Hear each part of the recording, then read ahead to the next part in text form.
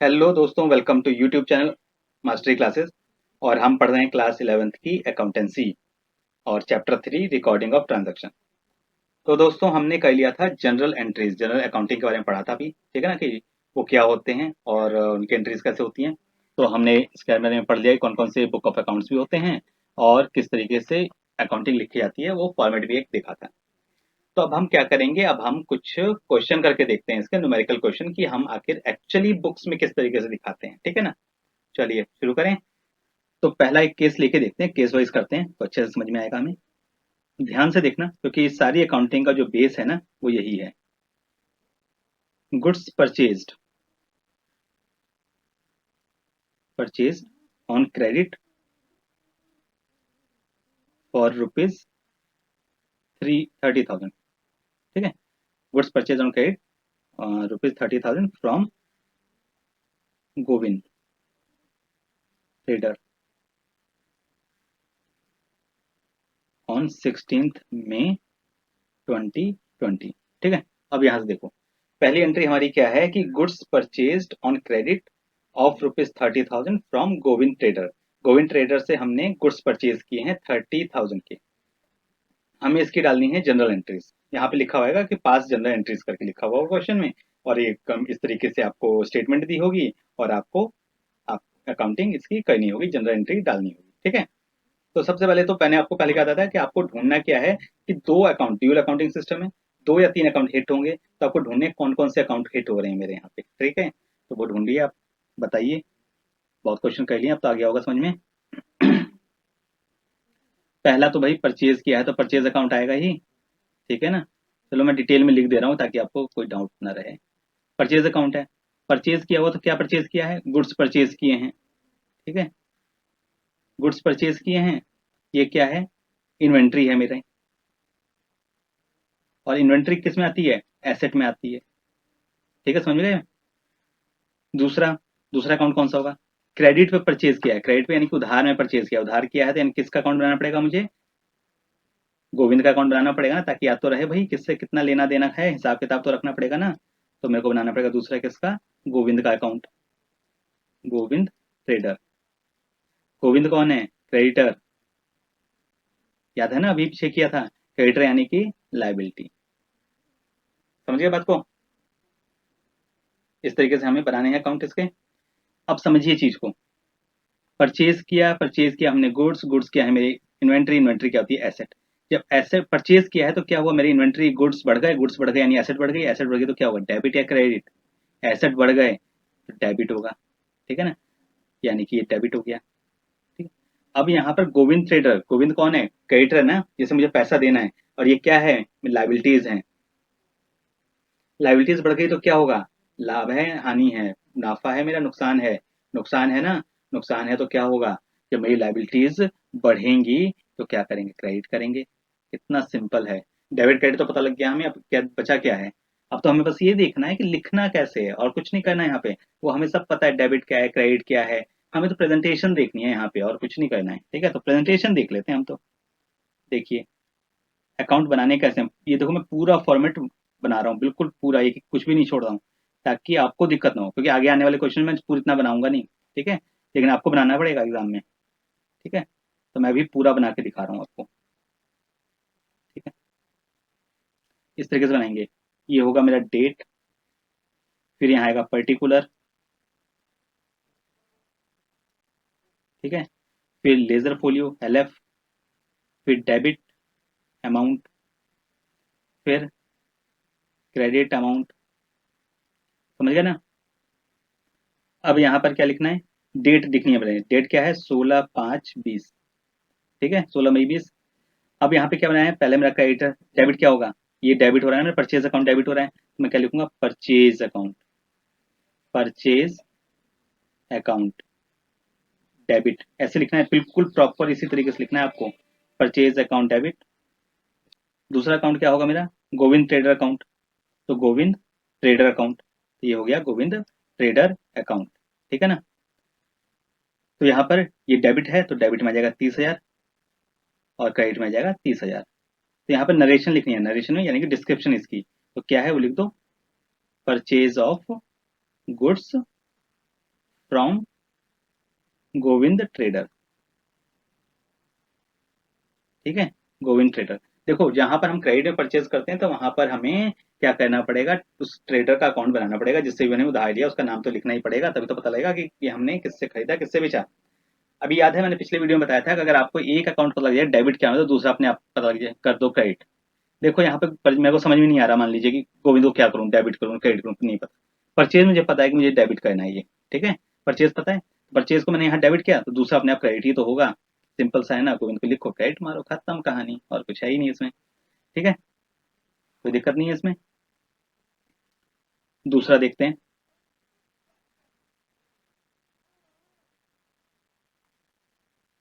On 16 May 2020 office furniture purchased. ठीक है,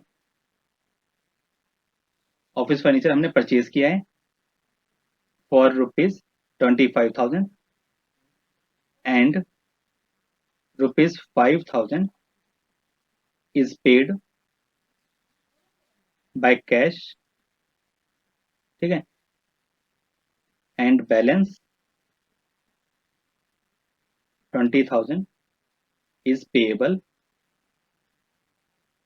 ठीक है, अब देखो 16 मई को ऑफिस फर्नीचर खरीदा, फर्नीचर खरीद लिया 25,000 का, 25 में से 5,000 तो हमने पे कर दिया उसे कैश में, बैलेंस जो 20,000 है वो पेएबल है, यानी कि उधारी है, हमें पे करने हैं। ठीक है, तो बताइए यहाँ पे कौन कौन से अकाउंट बनेंगे, वो हमें देखने हैं यहाँ पे। ठीक है, बताइए, आप पढ़िए क्वेश्चन और बताइए कौन कौन से अकाउंट बनने हैं। पहला अकाउंट, पहला तो बहुत सिंपल है, फर्नीचर परचेज किया तो फर्नीचर अकाउंट बनाऊंगा ही, तो पहला हो गया मेरा फर्नीचर अकाउंट।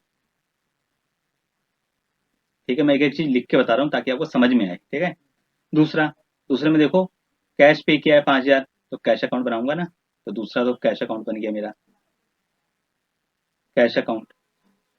तीसरा, तीसरा पेबल है यानी उधारी है, उधारी में क्या क्या था हमने, अकाउंट बनाया था किसका, क्रेडिटर का अकाउंट, जिसे हमें पैसा देना है, तो क्रेडिटर अकाउंट बनाएंगे यहाँ पर, तो क्रेडिटर। ठीक है, अब देखो यहाँ पे कौन सा अकाउंट डेबिट होगा कौन सा क्रेडिट होगा। फर्नीचर, फर्नीचर क्या है मेरा, एसेट है, एसेट कैटेगरी में फॉल करेगा।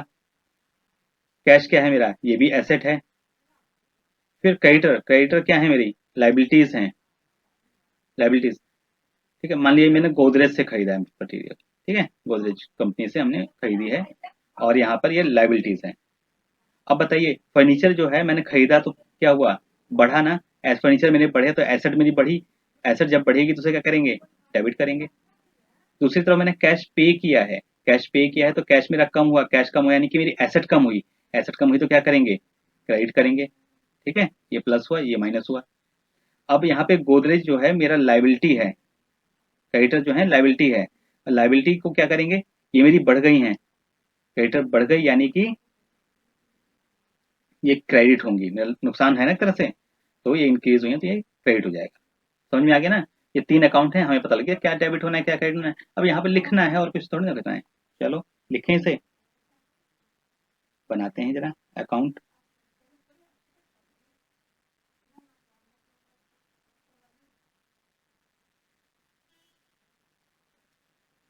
तो यहाँ पे पूरा पूरा लिखना है, ठीक है, जर्नल ऊपर लिखना है। ठीक है, जर्नल, यहाँ पे आ गई मेरी डेट, यहाँ पे आ गया पर्टिकुलर, फिर यहाँ पे आ गया लेजर फोलियो, यहाँ पर आ गया डेबिट अमाउंट, यहाँ पर आ गया क्रेडिट अमाउंट। ठीक है, अब डालिए इसकी एंट्री, कैसे एंट्री डालेंगे इसकी।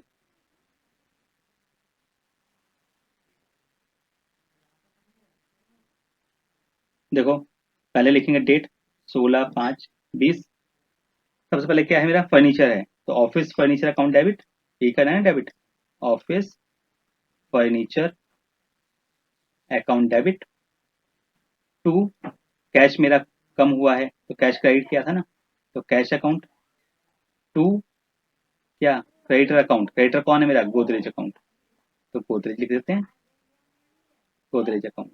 ठीक है, अब अमाउंट लिखना शुरू करिए, यहाँ पे फर्नीचर कितने के हैं, 25,000 के, फिर यहाँ पर कैश कितना पे किया, ₹5,000, कितना पेएबल है, 20,000 रुपये।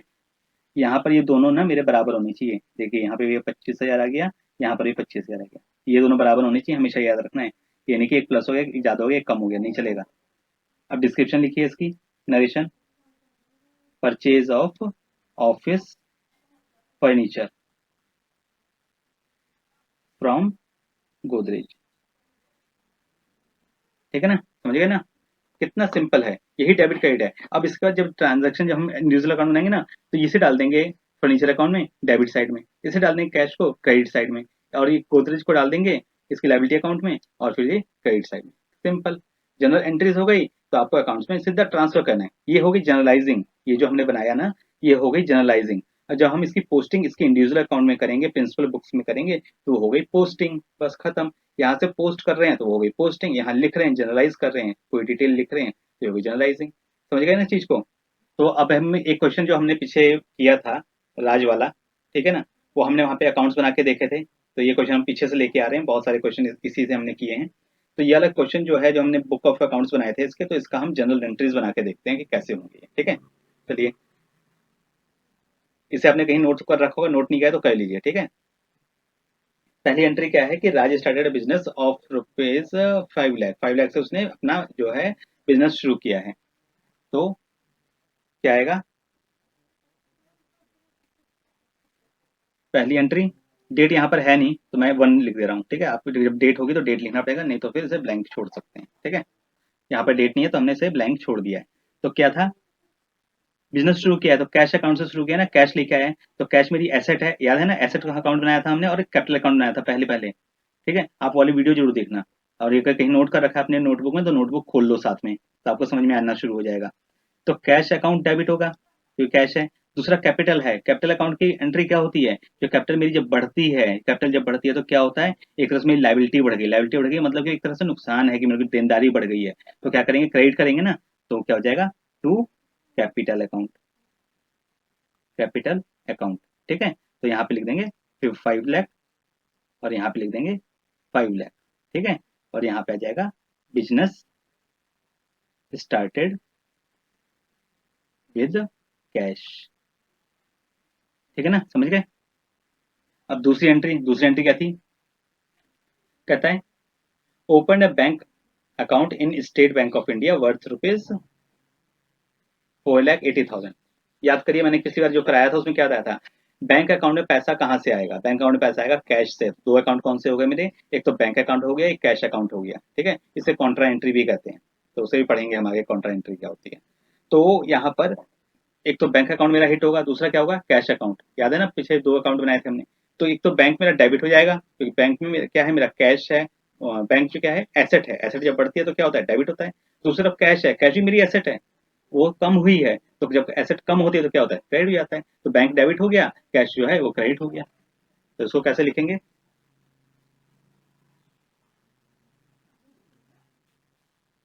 Bank account debit to cash account, ये ना, 4,80,000 और 4,80,000।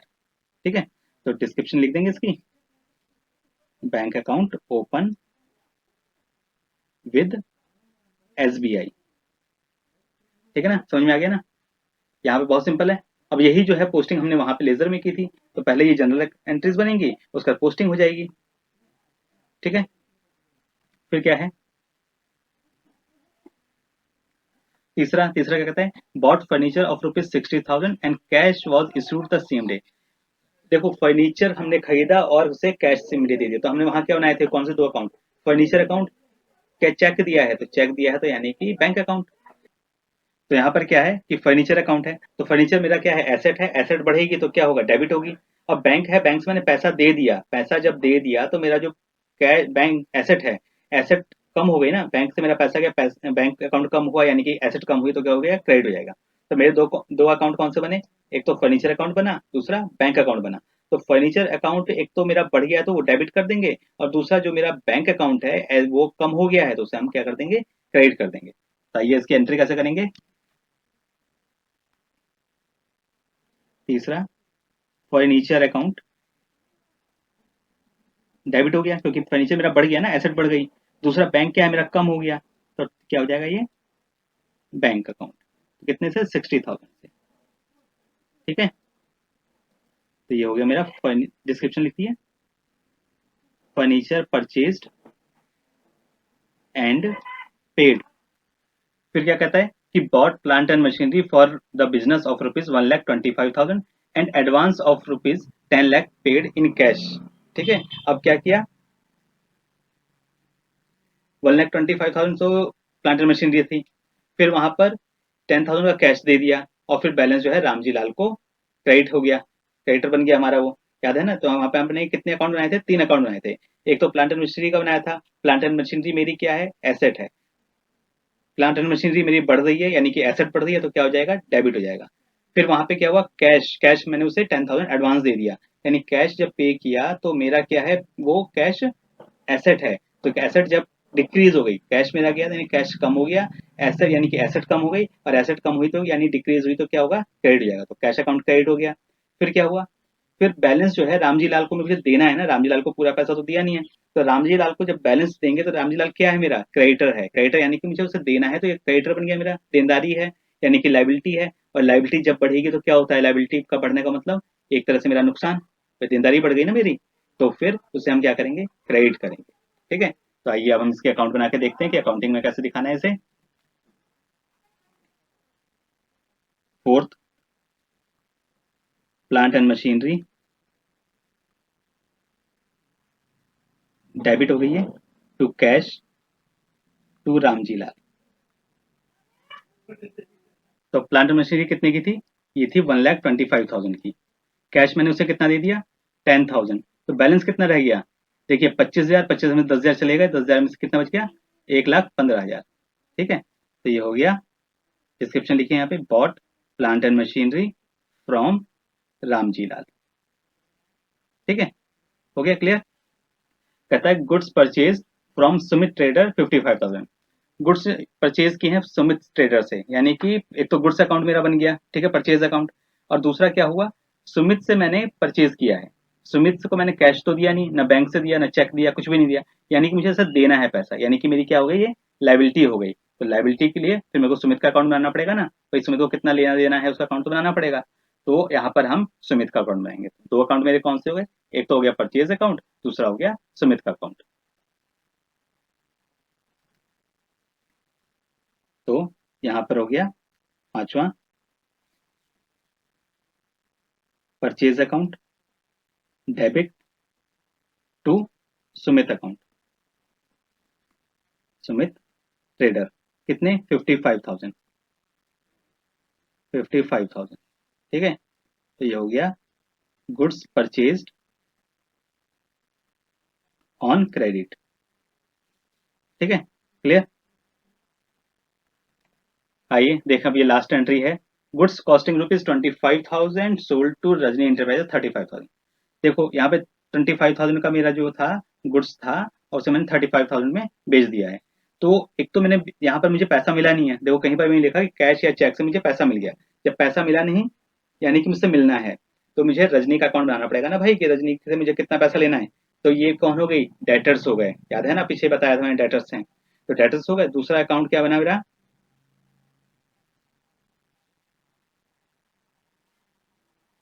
दूसरा अकाउंट सेल का अकाउंट, ठीक है। तब यह बताया था मैंने कि सेल जो अकाउंट होगा, सेल हमेशा यानी सेल यानी कि रेवेन्यू यानी कि इनकम, ये हमेशा क्या होती है, क्रेडिट होती है। और दूसरी तरफ रजनी क्या है, डेटर्स है मेरे, डेटर्स यानी कि एसेट, यानी कि अब मेरी जो है डेटर्स बढ़ गए, रजनी का अकाउंट बनाया तो वो मेरे डेटर्स हैं, डेटर यानी कि एसेट है, एसेट बढ़ गई, एसेट बढ़ गई तो यानी कि डेबिट होगा, ठीक है। तो रजनी का अकाउंट डेबिट हो गया, और सेल जो है, सेल अकाउंट मेरा क्रेडिट हो जाएगा। तो इसे कैसे लिखेंगे, Rajni enterprises account debit to sale account, ठीक है। तो यहां पर आ गया 35,000, 35,000, तो goods sold to, sold on profit, तो गुड्स जो है सोल्ड हो गए प्रॉफिट पे। अब इन सबको टोटल करना है हमें, ठीक है, ये वाली, ये वाला लाइन और ये वाला लाइन, डेबिट को डेबिट से, क्रेडिट को क्रेडिट से ऐड करना है, और याद रखिए दोनों साइड हमारी बराबर आनी चाहिए, बराबर नहीं आई तो मतलब गड़बड़ है कुछ। तो टोटल किया तो कितना आ गया, 12,55,000, यहाँ पर भी आ जाएगा 12,55,000। ठीक है, दोनों साइड मैच हो गई, मतलब कि हमने जो अकाउंटिंग की है वो सही है। अब अकाउंटिंग सही हो गई है तो आप अब इसकी जनरल पोस्टिंग कर सकते हैं इंडिविजुअल अकाउंट्स में। ठीक है, अब यहाँ पे हमारी जो है ये जनरलाइजिंग खत्म हो गई। और पोस्टिंग पोस्टिंग मैंने पीछे बता ही दी है, अकाउंट्स बना ही दिए। आप एक काम करना, इसके अकाउंट्स फिर से बना के देखो, आपको समझ में आया कि नहीं आया, आपको पता लग जाएगा। ठीक है, अकाउंट्स खुद बनाने हैं इसके। अगर इसमें कोई डाउट है, कुछ समझने में दिक्कत है, तो आप कमेंट बॉक्स में पूछ सकते हैं, मैं वहां रिप्लाई कर दूंगा। तो ऐसे ही अपनी इस वीडियोस पाने के लिए आपको इस चैनल को करना होगा लाइक, सब्सक्राइब और बेल आइकन को हिट करें ताकि आपको नोटिफिकेशंस मिलती रहें। ठीक है, तो नेक्स्ट वीडियो में मिलेंगे फिर नए क्वेश्चंस के साथ। Till then, good bye.